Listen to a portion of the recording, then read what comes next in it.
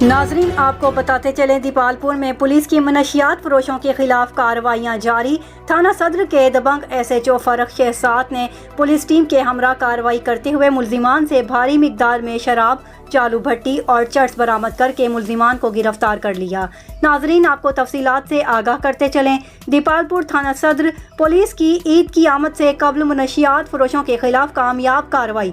SHO Farrukh Shahzad ने police team के हमरा कार्रवाई करते हुए 2 मनशियात फरोश गिरफ्तार कर लिए। गिरफ्तार मुल्जिमान के कब्जा से भारी मिकदार में शराब, चालू भट्टी का सामान और चर्स बरामद। गिरफ्तार मुल्जिमान की शनाख्त शहजाद और तसव्वुर के नाम से हुई। मुल्जिम तसव्वुर के कब्जा से 2250 ग्राम चर्स बरामद हुई।